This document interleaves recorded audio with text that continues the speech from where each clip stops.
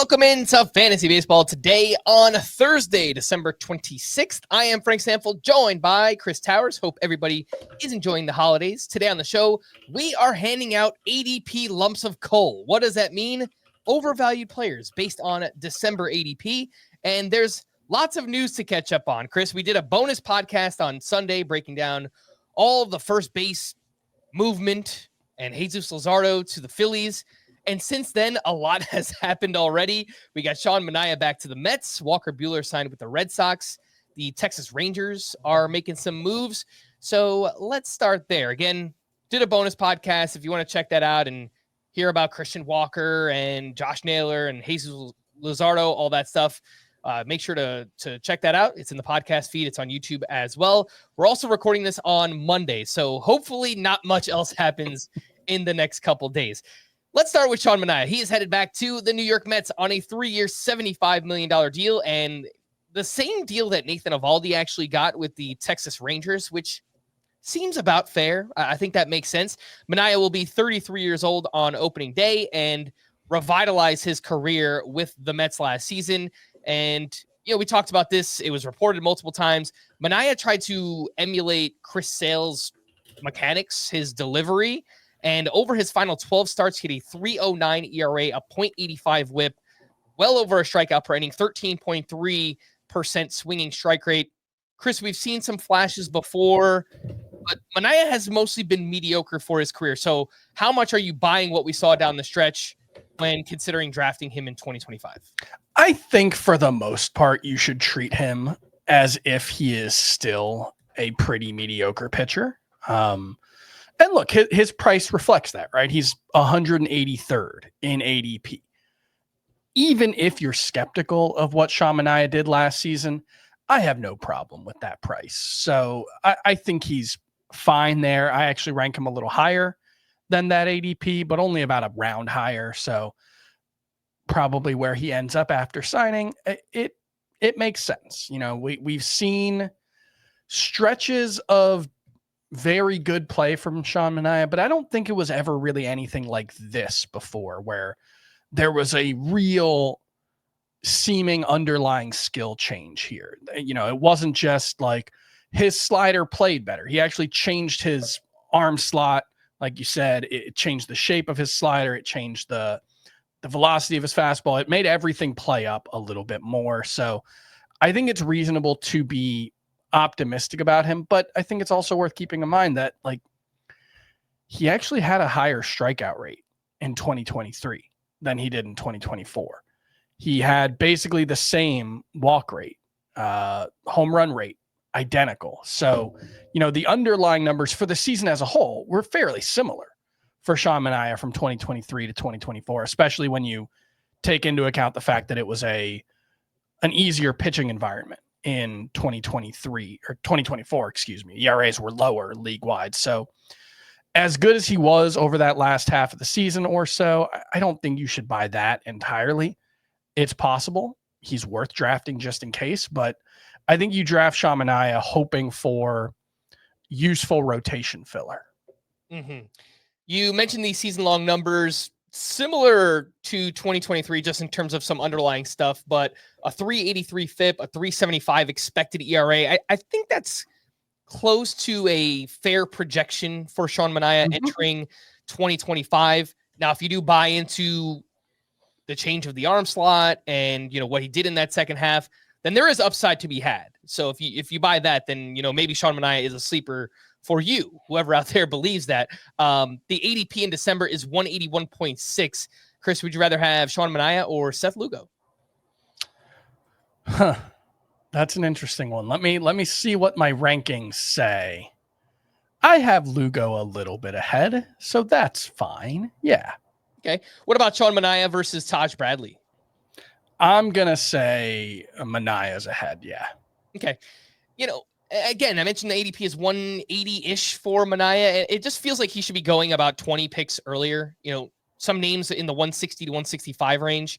Christopher Sanchez, Zach Eflin, that probably feels more like where Sean Manaea should be going. So I think we'll see a little bit of a bump in ADP. And again, he's worth being drafted, Sean Manaea, as a probably like an SP4, something like that for purposes. Zach Eflin, it's fun that you mentioned that because that's an example of a late career breakout that wasn't, and he did it for a whole season. His 2023 was significantly better than Sean Manaea's 2024. Manaea, you're talking about maybe a month and a half, 2 months of what he did.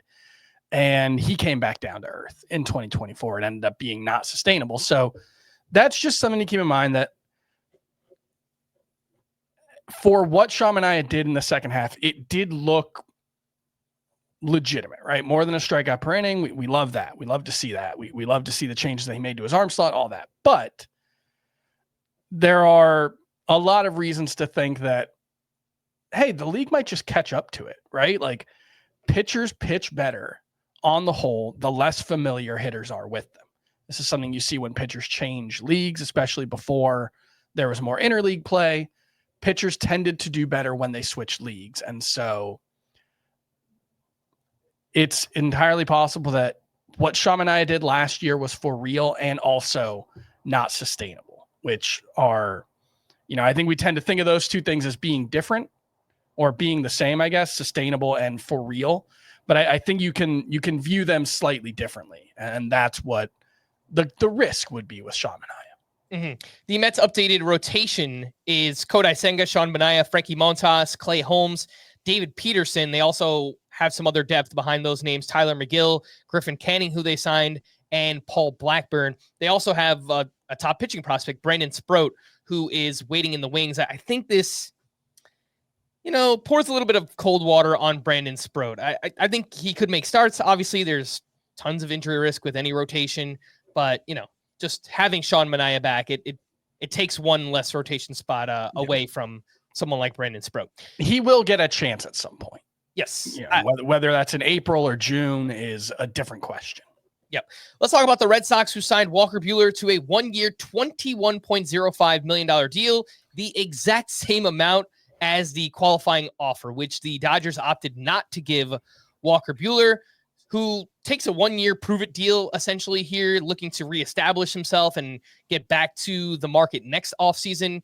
It was a rough return for Walker Buehler from his second Tommy John surgery. He made 16 starts with the Dodgers, 5.38 ERA, 155 whip, but something seemed to click in the postseason, where over his final 3 appearances, 4 shutout innings against the Mets, 5 shutout innings against the Yankees, and then he closed out the World Series with a save and 2 strikeouts in the 9th inning of Game 5. We saw more whiffs. We saw more movement on his breaking pitches. Chris, how much do you buy from this extremely small sample size we saw in the postseason, kind of heading into 2025, a hopefully revitalized season for Walker Buehler? Yeah, I want to. There was a quote that he had after that World Series start, where he that World Series relief appearance, I guess, where he said something like, I stopped holding back.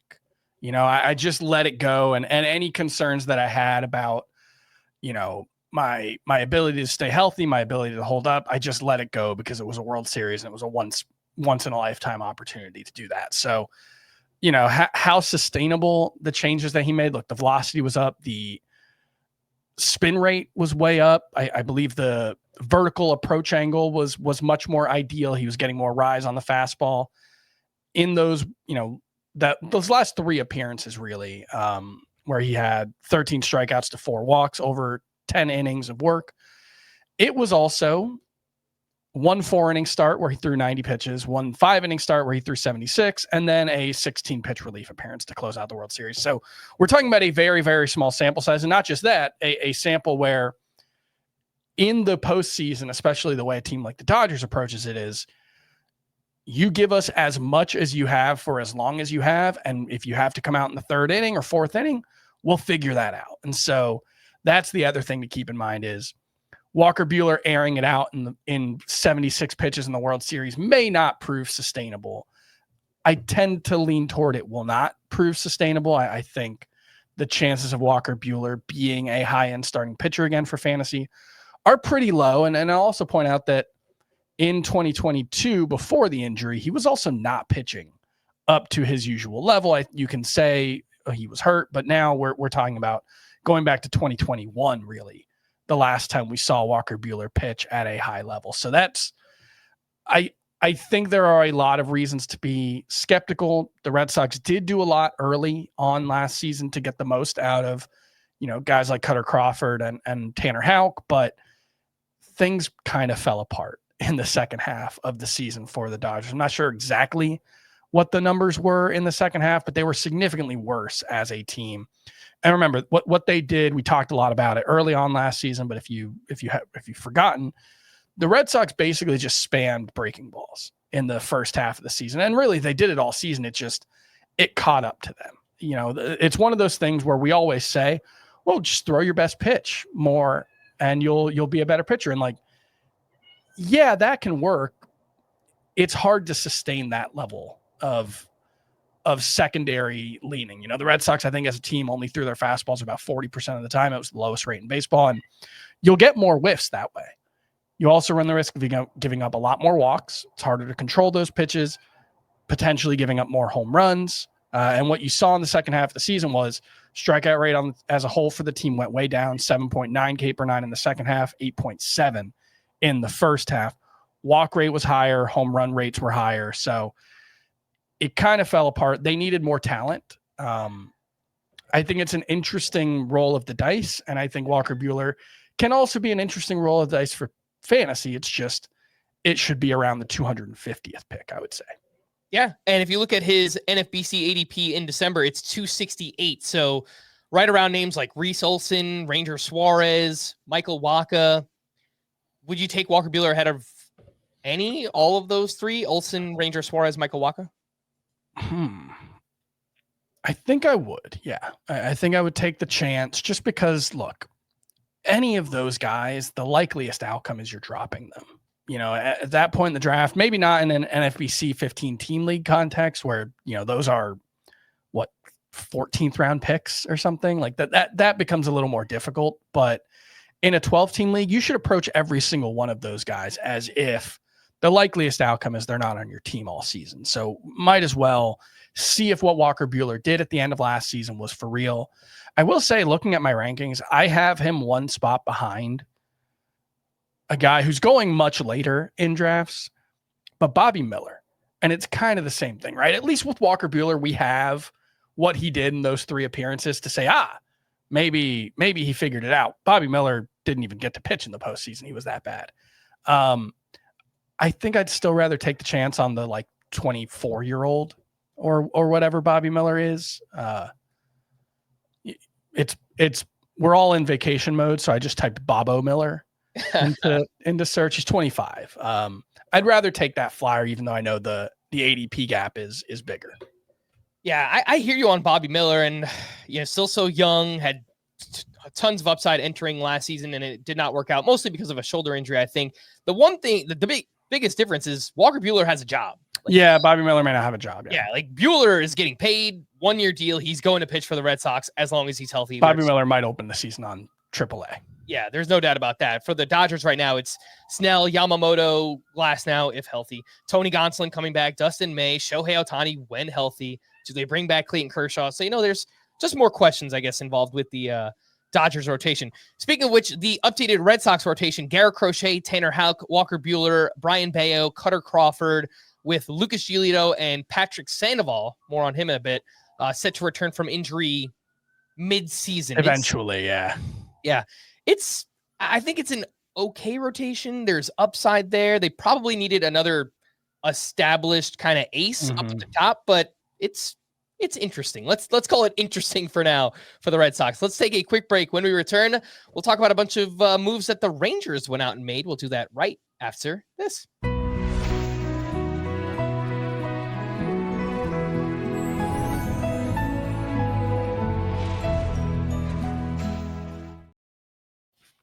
Welcome back in. Chris Towers smiling because he had to take care of his cats, I assume.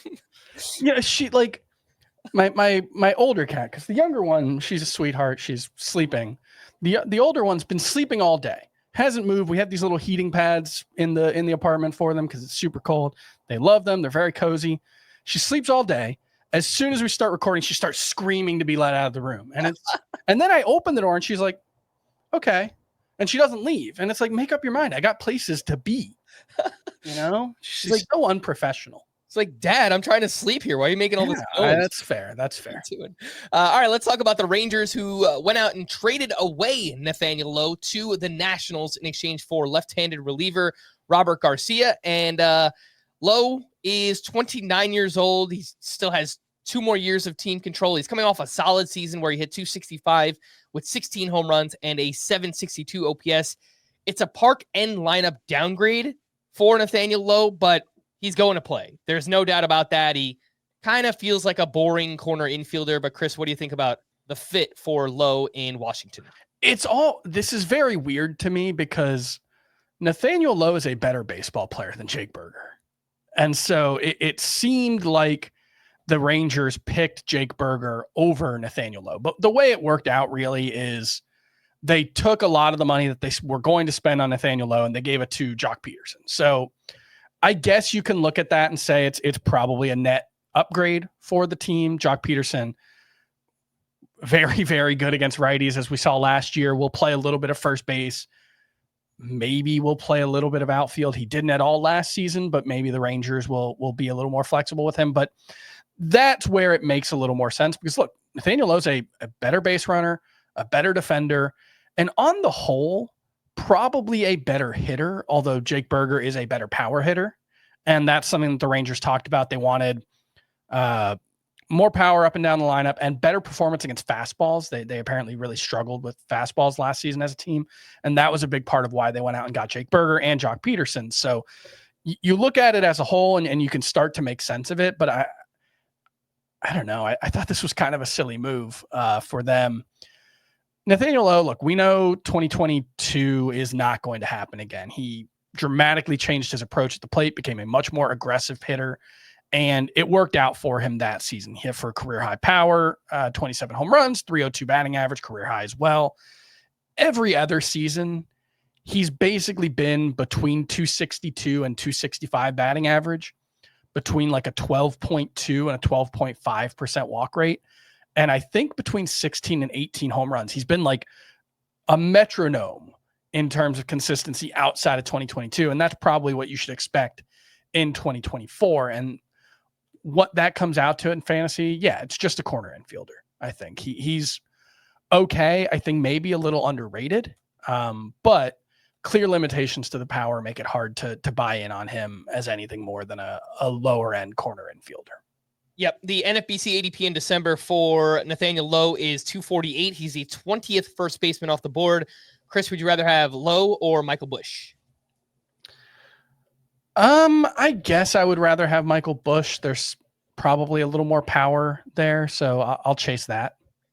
Yeah, they both seem just boring corner infielders, which is fine. If you get into a deeper league, I think both guys are going to play. I think you get slightly more power, a little bit less batting average from someone like Michael Busch. Mm-hmm. What about Lowe versus Ryan Mountcastle? As things stand right now, I think I would take Mountcastle. I think he's just a little more naturally talented of a hitter. We haven't seen that the last couple of years because Camden Yard has played so unforgiving to right-handed power hitters, but they're moving the fences in. Not all the way back to where it was before when it was a really good power park, but hopefully enough that Ryan Mountcastle can go back to being like a 25 homer guy. And, obviously I think there's still a chance he gets traded, but it doesn't seem super likely. So I would go with Mountcastle ahead of Lowe. And Nathaniel Lowe versus Christian Encarnacion Strand. I will take the chance on Christian Encarnacion Strand. I know he was really bad last season, but he barely played. It was like 39 games or something. I think people are being a little too quick to write Christian Encarnacion Strand off when do we have any reason to think he's not going to be the opening day first baseman for the Reds or DH, I guess?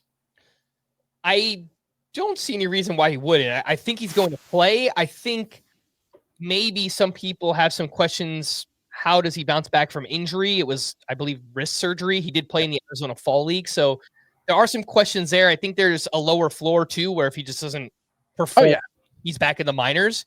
So from a deeper league context, if you want someone that's going to play, Nathaniel Lowe might make more sense for your team. But if you play in a 12-team league and you would just want to shoot for more upside, I think, Encarnacion Strand has infinitely more upside than someone like Nathaniel Lowe. Yeah, I think he could end up being very similar to Jake Berger, who's going like 110 picks ahead of Christian Encarnacion Strand. All right, let's continue on with the Rangers. You mentioned that signing of Joc Peterson, 2 years, $37 million. Good deal here for Joc Peterson, which includes an opt-out after the first year. He's turning 33 years old in April. The dude can still rake. There is no doubt. This past season with the D-backs, he hit 275, 23 home runs, a 908 OPS in 132 games. His 151 WRC plus was tied for 10th among hitters with at least 400 plate appearances. So just still a really, really good hitter when everything works out. You know, there's been some inconsistencies in his career, but we know what he is, Chris. He's a strong side platoon. I would probably expect something like 20 to 25 home runs. The early ADP is 356. And he is utility only, so keep that in mind. Kind of feels like a good value at 356. It's so tough, right? Because how, like, in a 15-team league, those 450 very good plate appearances could be super valuable. But in a 12-team league where, I don't know, does he have a realistic path to 70 RBI even? That's not something he's done since... he got exactly 70 in 2022. He hasn't had 70 plus since 2019. And he hasn't had more than 62 runs since 2019 as well. So I think it probably depends on team context. It probably depends on league context. If you're in a daily lineups league, it's probably a little easier to make use of a platoon guy like that. But, you know, what if you run into a week where Joc Peterson has 4 lefties on the schedule? You basically just can't use him. And so I think he's fine, but he's nothing more than a late round pick, I think. Is there really a better outcome than what we saw last season in there? No, I don't think so. Like a 908 OPS is a career high for Joc Peterson. So probably not. And I mentioned, you know, there's been some yearly inconsistencies. The year before, he hit 235 with a 764 OPS. The year before that, 274 with a 874. Very similar to last year, yeah. Yeah, so he's kind of has this like off-on thing, but you know, when he's right, he's going to play against right-handed pitching. Surprised he only had 64 RBI. I understand he is a strong side platoon player, but the D-backs were just the best lineup in baseball. He walks a lot. Yeah. 12% walk rate, so you're already talking about only 449 plate appearances last year. 367 at bats. So that's actually one of the things that makes him a good hitter for real life, makes him a slightly worse hitter for fantasy. And that's just 58 at bats or 370 at bats is just not enough. Like, that's actually a very good ratio of RBI to at bats. It's just, he can't really get to 600 at bats. So, you know, it's hard to make up for it. There are definitely limitations in terms of playing time and plate appearances. And as a result, that will keep the counting stats down. That's a good point. If you believe Roster Resource, they have him batting cleanup right now against right-handed pitching. I think he'll be very good when he's in the lineup. I think he'll be useful for fantasy. I just don't really see a path to anything more than useful. Mm-hmm. I mentioned the ADP is 356 for Joc Peterson. Maybe that should be a little bit higher. Someone like Stanton is going at 323. Much more power upside with Stanton, obviously, but lots of injury risk. And, you know, the overall output, it'll look a little bit different, but I don't know that I expect like that different of, you know, players when it comes to Joc Peterson versus Stanton. So he'll probably move up a little bit there. Some other fallout just for, I guess, all the teams involved here. Chris, does this feel like good news for Jake Berger? Do you think his playing time is a little bit more safe because you've expressed some, you know, concern, some pessimism there on the playing time for Jake Berger? I think it ultimately comes down to how he hits, but I do think the fact, look, Joc Peterson has played a little bit of first base in his career. I think it's like 12 games at the major league level. So I have no idea if they expect Joc Peterson to be able to fill in if needed at first base. The Diamondbacks, I don't think he played a single inning in the field last season. So it's an open question whether the Rangers view him as a DH only, or do they think Joc Peterson can play a little corner outfield if needed? Do they think he can play a little first base if needed? If it's just DH, I think it's probably not great news for Jake Berger because he's a pretty bad first baseman. I don't think they want him to play third base. I would doubt it, at least. Maybe it's, there's some Josh Young insurance there for them. But yeah, if he can't slot into the DH spot, I think it does limit his paths to everyday at bats. And look, I think at this point you have to expect Jake Burger to be an everyday player. And we'll talk about him more a little later, but I still think, just look, anytime you're talking about a guy with a 301 on base percentage, I think there's always going to be playing time unless they do at least one other thing spectacularly. And for 4 months last season, basically, Jake Burger really didn't do anything well. So if he gets off to another slow start, I do think there's still some downside risk, even if swapping out, because effectively they swapped out Nathaniel Lowe, who's a first base only guy or DH only guy, for Joc Peterson, who's probably just a DH. So I think it maybe gives Burger a little more of a cushion. And for the D-backs, it seems like they are committed to Pavin Smith at DH as a strong side platoon, and really small sample size last season, but Pavin Smith performed well. He hit 270 with 9 home runs and 896 OPS. Great expected stats. He hit the ball really hard.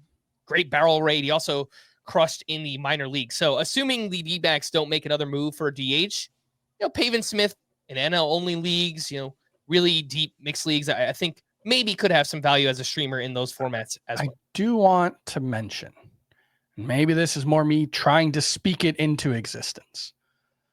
Hopefully we get some Adrian Del Castillo DH time, because right now Roster Resource has him slated to start in the minors.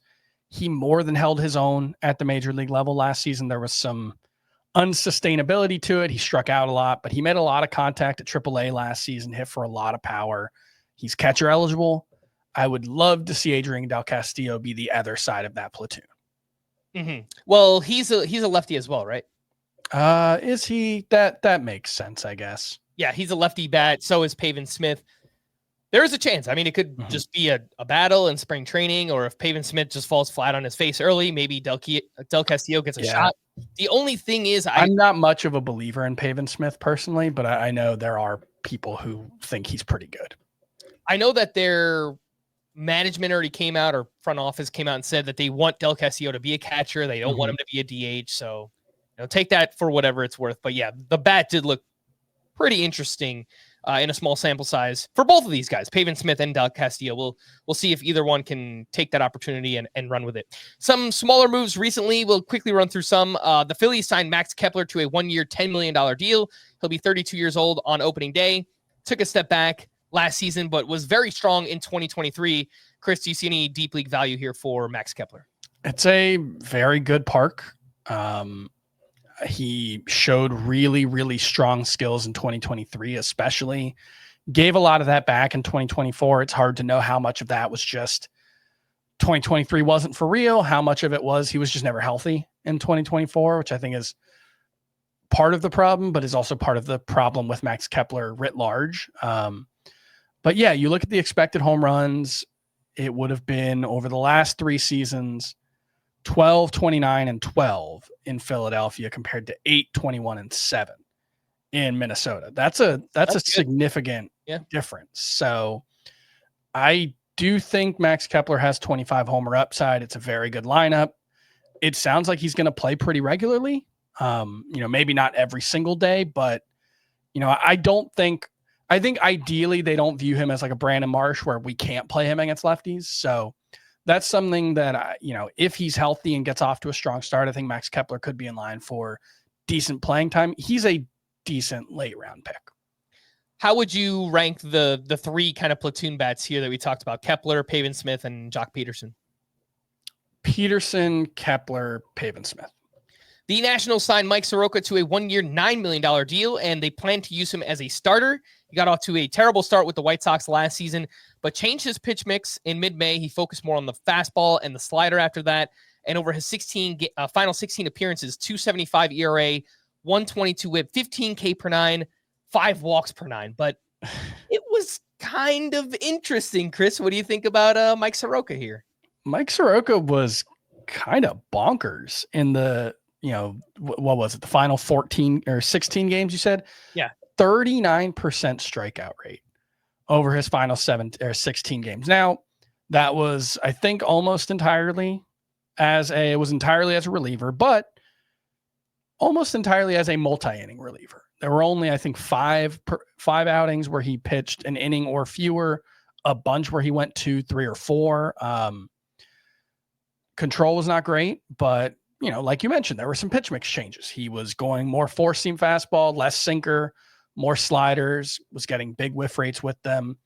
I think he got even more extension. He's always been a pretty big extension guy. And so I am interested in Soroka the way we were interested in Reynaldo Lopez a year ago. Now, Lopez was better as a reliever, but I think it's worth keeping an eye on how Mike Soroka's spring goes to see if, one, he breaks the rotation, which we expect at this point, and two, if he looks good, then I think he's at the very least an interesting spark for 2025. The Red Sox signed Patrick Sandoval to a 2-year, $18.25 million deal, and he underwent internal brace surgery in June, was non-tendered by the Angels in November, and likely won't be back until the second half of the season. So I don't think this is a stash candidate. Maybe he's a streamer in the second half, something like that. I'd be surprised if we see much of him in the second half, but this feels like the Liam Hendricks signing. This is a 2026 signing, and there aren't a lot of examples of teams doing this and it working out, especially with starting pitchers. This 2 years, but it's really a 1-year deal, and they're just paying them for this year while they recover. You'll see it work out a little bit with relievers. I think Ken Giles, it did okay coming back from his injury. Kirby Yates would be a very good example of this because I believe the Rangers signed into one of these deals 2 years ago. I can't really think of a lot of starting pitchers that it's worked with. And Patrick Sandoval obviously doesn't have a particularly high floor anyway. So this is one we need to see something before we really think about Patrick Sandoval. The Pirates re-signed Andrew McCutchen to a 1-year, $5 million deal, and he is now 38 years old. Still does some things well. He had a .328 on base percentage, hit 20 home runs, 739 OPS, 81st percentile barrel rate, but he's util only, I think more NL only player and a streamer in deeper mixed leagues in 2025. The Rays signed Eloy Jimenez to a minor league contract that includes an invitation to spring training. Once a former top prospect, he's still just 28 years old. His career has been derailed by lower half injuries. He did post an OPS of 858 as recently as 2022. So it's a low cost, I think, mildly upside move here for the Rays. They don't really have spots available right now, but maybe they trade a Yandy Diaz, something like that. Yeah. I don't know. It's something to watch, Again, I think he has to prove something, but if we get to spring training and he's pulling the ball and hitting the ball hard and looks like he's got an inside track to make the team, we can talk about him. I drafted Miguel Sano in an AL only league last year. It feels like a somewhat similar situation. The Mets signed Griffin Canning to a 1-year, $4.25 million deal, and he's 28 years old. Just feels like rotation depth for the Mets. The A's signed Gio Urshela to a 1-year deal, and looks like he might actually be their starting third baseman. Last season hit .250 with 9 home runs, 647 OPS in 128 games. Still makes a lot of contact, still provides solid defense. Not really much there for fantasy, really just a AL only play, I think. And the Yankees traded Jose Trevino to the Reds in exchange for reliever Fernando Cruz and catcher Alex Jackson. Trevino will be the backup catcher for the Reds. The Yankees get an intriguing reliever here for the back of their bullpen, 14.7 K per 9, devastating splitter. And the Yankees have actually done a pretty good job just, getting relievers on track. They did the same thing with Clay Holmes a couple years ago. So maybe holds leagues, you need strikeouts, something like that. I think it's a kind of interesting move. And I think this kind of unleashes Austin Wells. Alex Jackson is bad. He's legitimately bad as a backup catcher. So I see 425 plate appearances projected by Steamer for Austin Wells. I would take the over comfortably. I think Austin Wells is closer to 500 plate appearances next season. Yeah, when we first did our rankings, especially position by position rankings, I had Wells as a top 12 catcher, and I ended up moving him down a little bit, but like I think he's in that range, that low end catcher 1, high end catcher 2 range. I'd rather have Austin Wells than Keibert Ruiz or Gabriel Moreno or Connor Wong, who I think are just like batting average specialists at best. I think Austin Wells, like the quality of contact numbers for Austin Wells were really, really good last year. He's a very good defensive player. I think there's a chance that he is a very useful fantasy option. Probably just a platoon bat. He was very bad against lefties. I don't know, how likely it is that they'll even give him much of a chance, but 761 OPS against righties, hit for some power, walked a lot. I think there's something there for Austin Wells as a, cheap option in a 1-catcher league or a solid number 2 catcher. All right. Before we hit our final break, just a reminder that Fantasy Baseball Today is a finalist for the Best Baseball Podcast in the Sports Podcast Awards. The winner will be determined by a fan vote. So we need your help. Scan the QR code if you're watching on YouTube or click on the link in the episode description. Once you get to that page, there's an FBT logo. You click the thumbs up, you punch in your info, and it's easy as that. Help us bring home the hardware. We really do appreciate it. Let's take our final break. When we return, some overvalued players in early ADP right after this. If you love football, this is the best time of the year. This is as big as it gets. The stuff of absolute dreams. Last week, we gave out some ADP presents, some ADP gifts for the holidays. Today, Chris, we are giving out ADP lumps of coal, a.k.a. the overvalued players based on early ADP. There have been 64 drafts completed over at the NFBC. That's the National Fantasy Baseball Championship. I realize I reference them a lot, and some people listening might not have a single idea what the NFBC is. So, just lots of high-stakes fantasy baseball drafts going on right now. And we have 5 names each. So we'll alternate. We'll go back and forth. And Chris, we will start with your first overvalued player. It's Jacob deGrom, who in NFBC drafts is, I guess it's gone down a little bit, but his ADP earlier was like in the 30s. I think now it's in the 40 range. It's at 43 as the 9th starting pitcher off the board. Fine. I guess it's cheaper than it was, so I can't complain as much, but that's still, I just can't justify that for a guy who has not thrown 100 innings since 2019. And I know what people will say, and I've heard a lot of it, is, well, yeah, but he was the number 3 pitcher in 2021 in just 93 innings, 92, and technically that's true. As good as Jacob deGrom was at his best, he was not a true talent 1.08 ERA pitcher. Nobody's that good. He was not a true talent. What was it? 0.5 whip pitcher, I believe, in that 0.55 whip. 0.5. Like, he was 93 innings of the best reliever in baseball. And look, man, maybe he can still do that. He was 31 then. He's 37 midway through this season.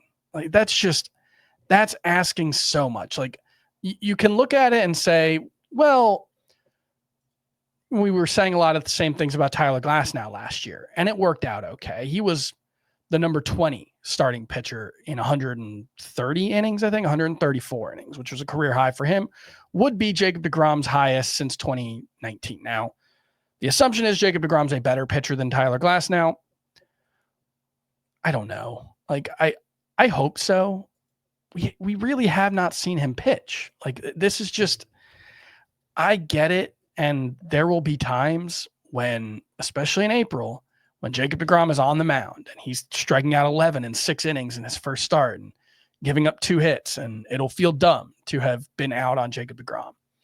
But if it's going to cost a 4th round pick as a top 10 starting pitcher, there's just no way I can justify it. Like, Jacob deGrom has thrown as many innings over the past 3 seasons as Tyler Glasnow threw last year. Yeah. Like, it's so hard to justify. I know he was the best pitcher of this generation. I still believe that. But man, like, no 200. And to be fair, 2020, he was healthy and he was amazing. I have to imagine he was the best pitcher in fantasy. Maybe Shane Bieber was better because he had a bonker season, but Jacob deGrom was very, very good in 2020. He was the number 8 pitcher. I can't justify that price for a guy who hasn't pitched this often. And he's returning from his second Tommy John surgery. Now, he did make it back last season. He looked good. And he looked good. The velocity was down a little bit. Maybe that's a good thing. Maybe that's by design. And they're realizing, hey, man, you don't have to throw 100 miles per hour anymore because your arm is going to fall off. You can throw 97 and still be really, really good. I will say, any other pitcher comes back from a second Tommy John surgery and their velocity's down. It was down, what, a mile per hour, maybe a mile and a half? Something like that. It might have been even a little bit more, but about a mile and a half per hour from 2023. From 98.7 to 97.3 on the fastball. Still one of the hardest throwing pitchers in baseball, to be clear. Yep. Any other pitcher, and we're like, oh, that's pretty worrisome. But because it's Jacob deGrom, we're like, oh, he's doing it on purpose. We have no reason to believe Jacob deGrom's doing it on purpose. Everything about Jacob deGrom's career leads us to believe that he is chasing velocity above all else. And so, I don't know, maybe he was. I'm not going to unless we get, maybe there's been some discussion about it and I missed it, but unless we get some I can throw 99 on average. I'm just not going to. I'm not going to give him the benefit of the doubt. I'm operating under the assumption that Jacob deGrom is no longer that Jacob deGrom. He might still be the best pitcher in baseball. There was that much room between him and everyone else at his peak, but I think there's a lot of Finish that last sentence. You kind of cut out a little bit. Thinking. I don't know what that is. Yeah, I couldn't tell you either. I do agree with you wholeheartedly on deGrom being overvalued. In my preliminary rankings, I put him at SP 19. So that would have to be, I would have to wait until the 6th, 7th round to get Jacob deGrom in a 12-team league. And I don't think that's going to happen very often. So you are muted, sir. I have him right around the same range. It's 69th in the overall rankings. All right, let's talk about my first overvalued player. It's Jazz Chisholm with an ADP of 25.9 in December. He is the second third baseman off the board. And you will notice a theme for a lot of the players I chose here.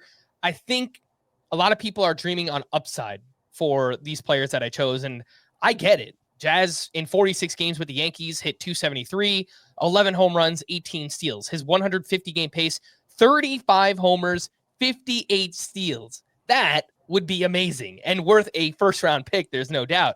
But this was also the first time that we've seen Jazz play more than 124 games in a season. He has an extensive injury history, and I feel like people are forgetting.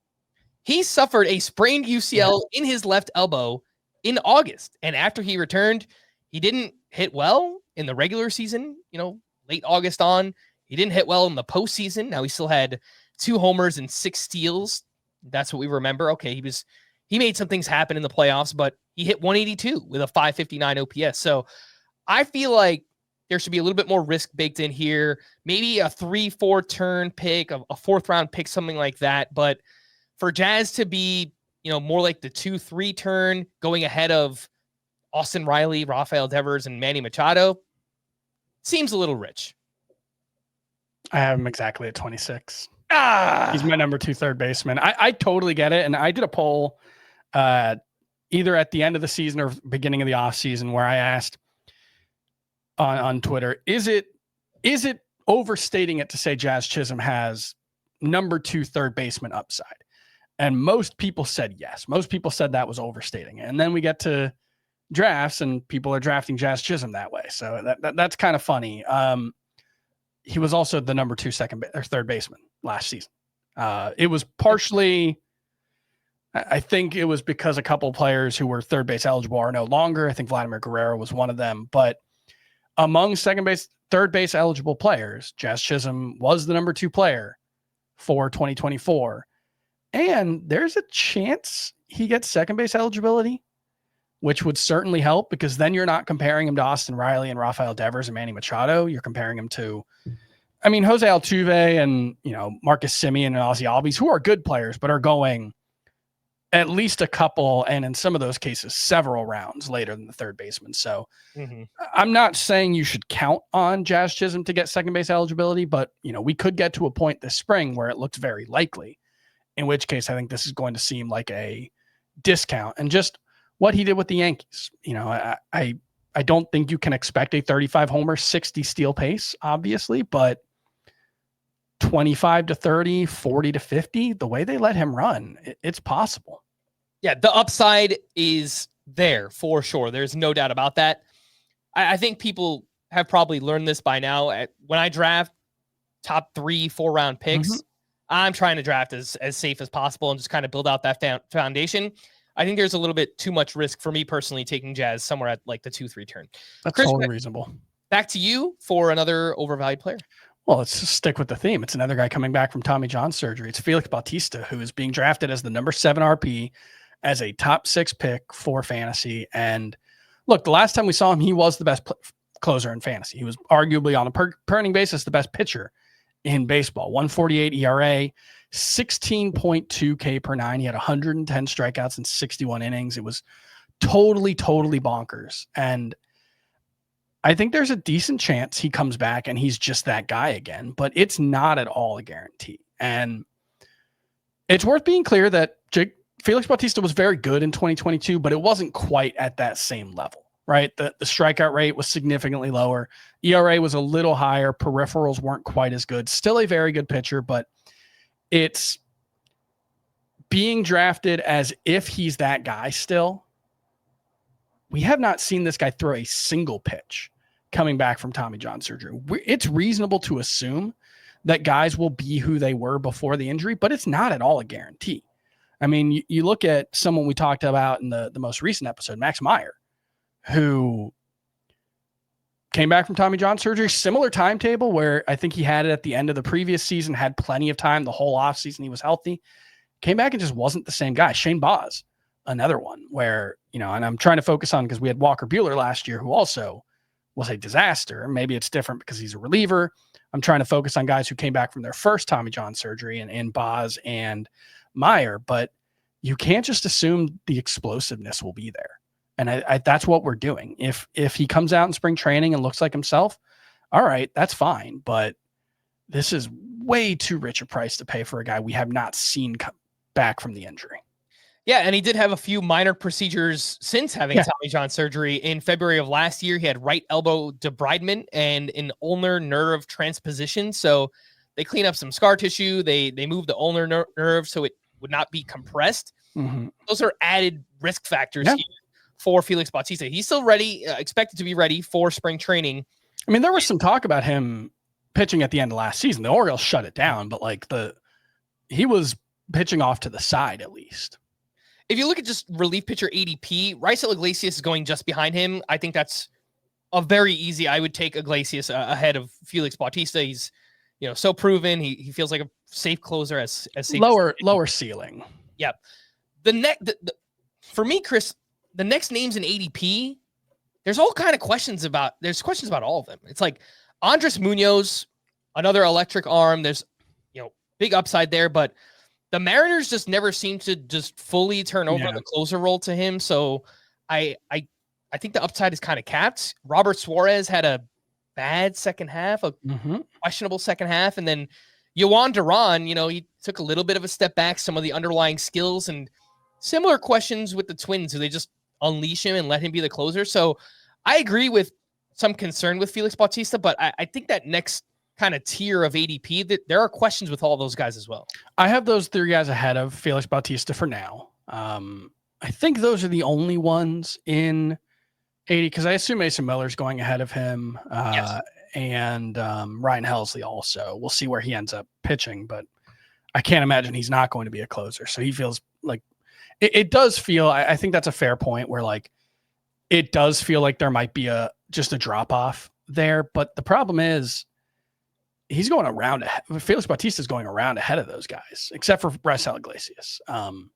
So I would take Raisel Iglesias ahead of him. I would take Munoz, Suarez, and Yohan Duran as well. But that is one that could change when we get to spring training. All right. My next overdrafted player is, and some people are not going to like this, Chris. You hate fun. You might not like this either. Oneil Cruz with an ADP of 43. He's the 7th shortstop off the board. He's the 15th outfielder. Still just 26 years old. He's coming off a solid season. He hit 259, 21 home runs, 22 steals his first year back from the ankle surgery.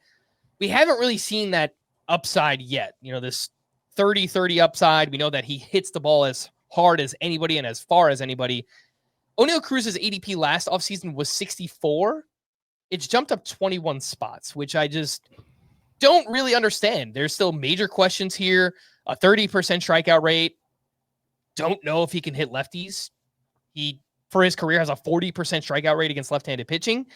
And the Pirates lineup is still really bad. So I feel like he should be going closer to last year's ADP. One thing I thought about while comparing that is maybe you shouldn't compare ADP year over year. It's just a completely different player pool. And I think people want to draft hitters early on and they just see Oneil Cruz as this is the next hitter that should go, right? And they're kind of waiting on pitching as a whole. So I think that's part of it. Like they're just all right, who's the next hitter that should go in this 4th round range? And it's like, okay, Oneil Cruz is the next name up. Let's just take him. But I just feel like he should be going, like, I don't know why he's like a top 5 or 6 round player.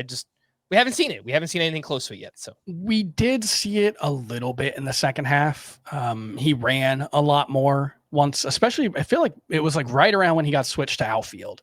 He started running a lot more. And maybe it just took some time for him to feel comfortable unleashing, after that. But he had 15 stolen bases in the second half of the season, didn't get caught stealing once, only had 7 in the first half. And that was in about 100 fewer plate appearances. So I think if you're looking for a reason to be optimistic, it's just that he did get better as the season went on.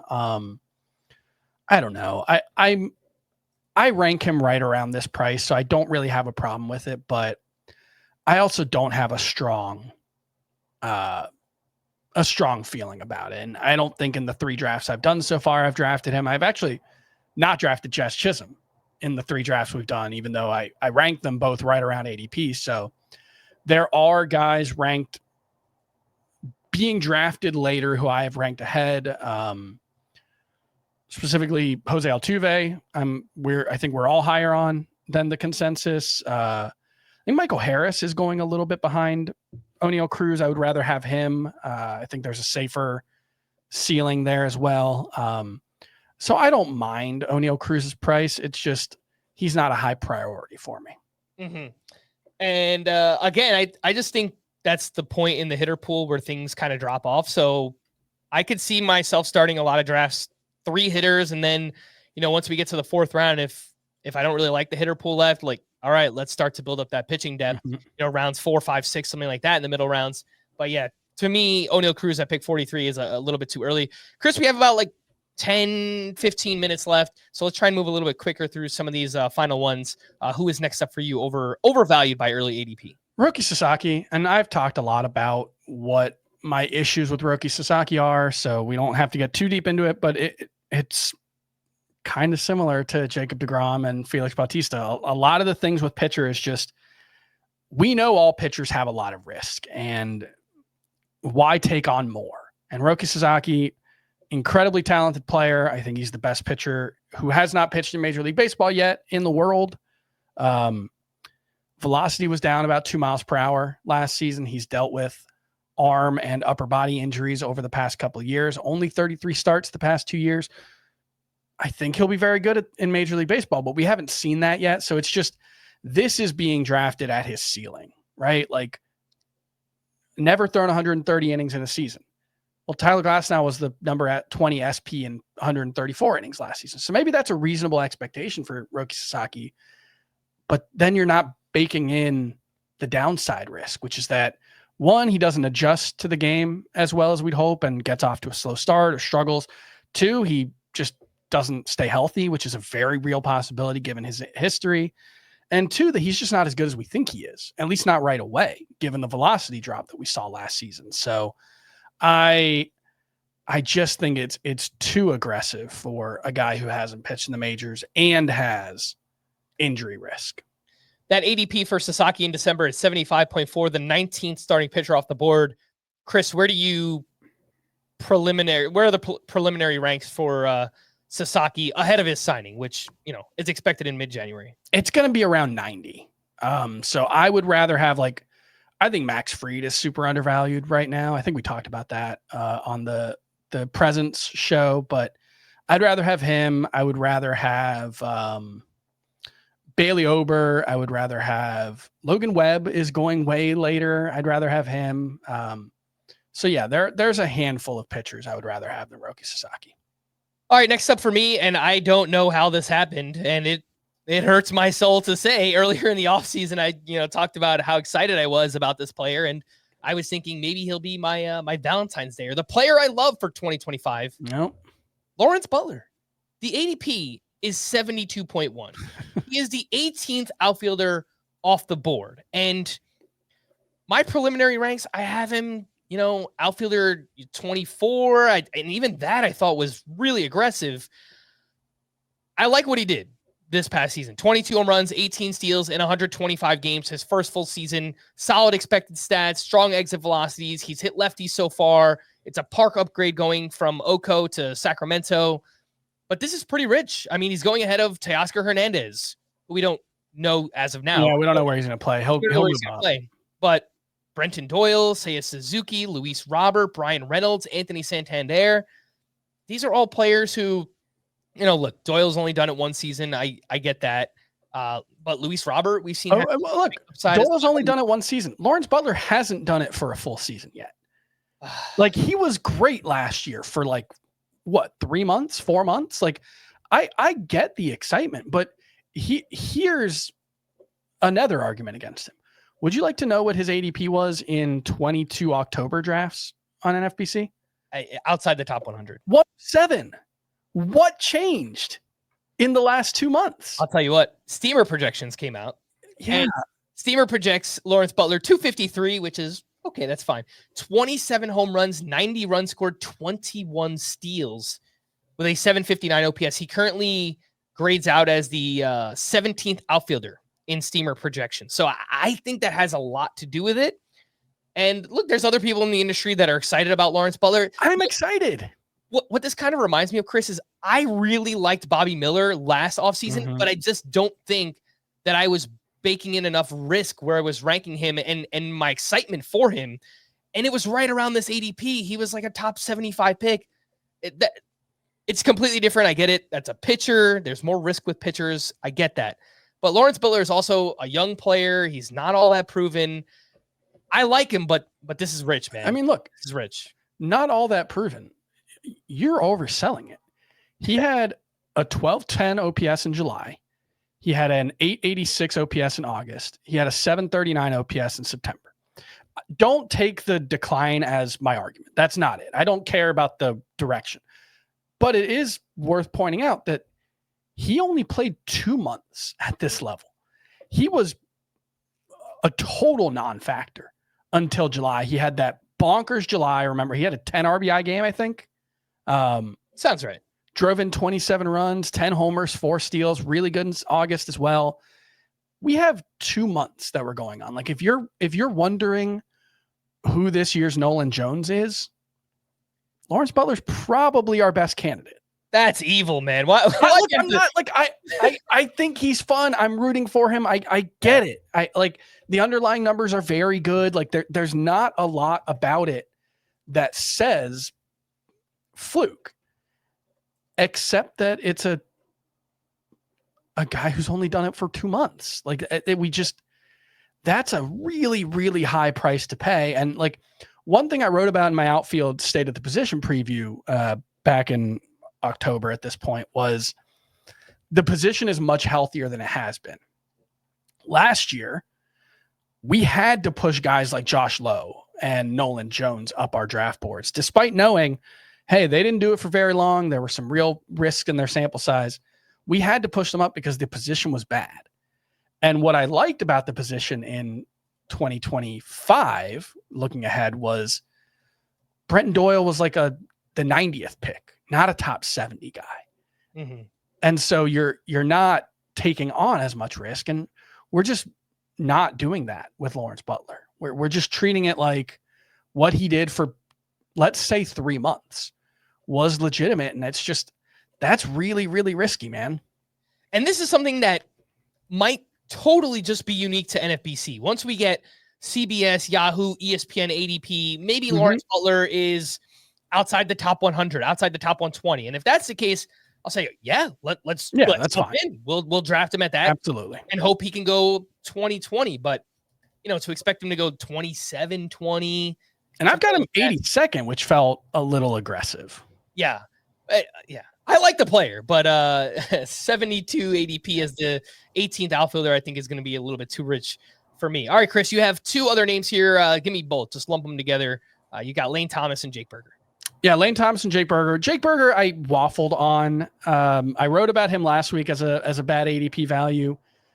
The Lowe trade, as we talked about earlier, does make me back off of that a little bit, but I still think there's just really, really low floor here for a guy who, like I said, 301 OBP last year, was pretty much useless for 3 months for fantasy. A lot of you dropped him.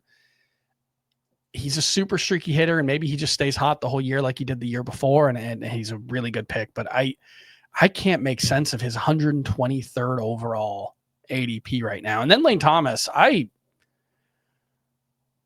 just think Lane Thomas is not a very good player as a hitter. I guess he's a pretty good defensive player, and he has speed, so he can be a decent player overall. But I don't know, man. I'm not sure. He was really bad with Cleveland after the trade. He's basically only been good in Washington with that pull heavy approach. I don't know. I am not at all convinced that Lane Thomas is an everyday player for the Guardians. There's been some rumors that they're going to trade him. We don't know where he's going to end up. I think there's a chance Lane Thomas is just a wasted pick. Yeah. The ADP for Lane Thomas right now, 165 is the 38th outfielder off the board. I made this comparison last week when we did the undervalued players. Tommy Edman is going at 190 as the 47th outfielder off the board. I don't see a huge difference between their skill sets. Cedric Mullins, 209. That's the one that I can't make. So why is Cedric Mullins going 50 picks later? I think there are similar playing time concerns, but right now, I don't think Baltimore can get away from him with the way things are set up. So I don't get that one. I think people have forgotten how truly terrible Lane Thomas was when he got to Cleveland as well. 53 games, 7 home runs. He had a little bit of a home run stretch in, I think, September that kind of saved him, but he only stole 4 bases. And he only hit 209 with Cleveland. It's not a great home park for right-handed hitters. And he has massive left-right splits in his career. He's much better against lefties. So is there a risk he falls into a short side platoon? I think there is. I feel like we started to see some of that in Cleveland. And then he got hot in September. He had 7 homers in September, but he was starting to lose playing time. He didn't get 100 plate appearances in either month, August or September with Cleveland. So yeah, I think there's a lot of risk at this price. I can't really make sense of where he's going. 2 final overvalued players for me. Shane O'Mac. I can't play the sound drop Shane McClanahan because, I'm talking about him in a negative context, unfortunately. There goes the money. Something like that. The ADP is 113.6 as the 35th starting pitcher off the board. Some people might think this is a tremendous buying opportunity for Shane O'Mac. I'm not saying I have all the answers, but he's coming back from his second Tommy John surgery. And to me, that kind of feels like a coin flip right now in terms of, how likely is he to get back to the pitcher he was before? We started to see a bit of a declining skill set even before he got hurt as well. We already know that he's going to be capped around 150 innings in 2025 for the Tampa Bay Rays. So I just feel like he should be going a little bit lower, closer to other pitchers that I think also come with some risk. If you look at pitchers in the 140 to 150 range, Brian Wu, Jack Flaherty, Jared Jones, Kodai Senga, Spencer Strider. I feel like Shane O'Mac should be closer to that range of the ADP. He's SP 35 off the board.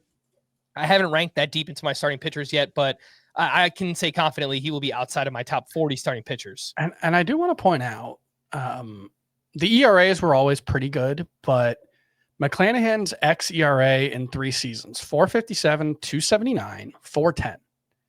He was basically the outlier strikeout guy 1 year, 2022. That was also the best year of his career in terms of control. 2021, 27% strikeout rate. That's good, but it's very good. It's not elite. 7.2% walk rate. That's fine, but again, not elite. 26% strikeout rate, 9% walk rate in 2023. He's, I think, going to be 28 this season, coming back from that second Tommy John surgery. I think the 140 to 150 range is right. I've got him at 141 right now. Mm-hmm. And then the last player for me is Pete Crow Armstrong with an ADP of 34.4. He's the 31st outfielder off the board. This is another upside play. The price isn't egregious, where he's going right now. Final 57 games, performed very well, hit 289, 7 home runs, 9 steals, an 806 OPS. Those numbers are really carried by an awesome August, but did take a step back again in September. The steamer projections for PCA, 244, 15 home runs, 27 steals.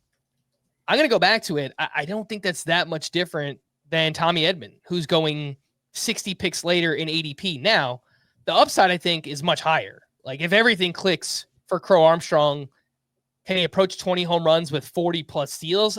I don't think that's crazy.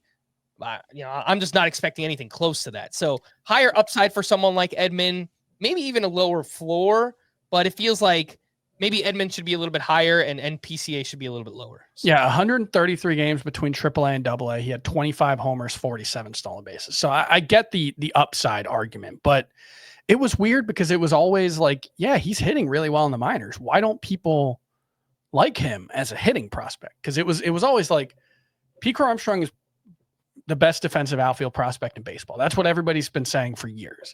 And he was consistently putting up mid 800s OPSs.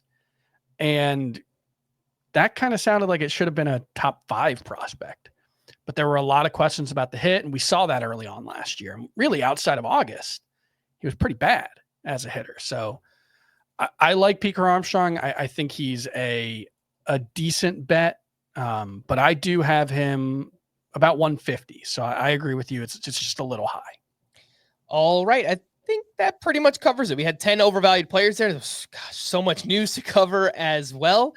But we are going to wrap there. For Chris, I am Frank. Thanks as always for tuning in to Fantasy Baseball today. Please make sure to follow and leave a 5-star rating on Apple or Spotify. And we will be back again next week. Bye-bye.